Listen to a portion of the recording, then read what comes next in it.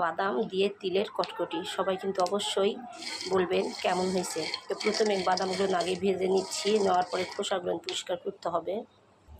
তো বাদাম ভাজা হয়ে গেছে, এখন আমি তিল ভাজা দিয়ে নিব। তিলটা কিন্তু হালকা ভাজা দিতে হবে, সুন্দর আস্তে আস্তে। এই তো আমার তিলগুলো ভাজা হয়ে গেছে, এখন নামাই রাখবো। এটা কিন্তু খেজুরের গুড় আমার ডিপের ছিল। তো দেখি খেজুরের গুড় দিয়ে কটকটিটা বানাবো কেমন হয়। এই যে বাদামগুলো আমি পরিষ্কার করে নিছি, দুই একটাতে খোসা আছে, এত পারতেছি না। তিলের কটকটি হয়ে গেছে, কিন্তু আমি যেমন বানাতে চাইছিলাম তেমন হয়নি, হয়ে গেল আরেক রকম। তো যাই হোক, এই প্রথম বানালাম, সুন্দর হয়েছে, অনেক সুন্দর হয়েছে, খেতেও মজা হয়েছে। আপনাদের দেখাই, একটু দেখেন। এই যে সুন্দর হয়েছে না?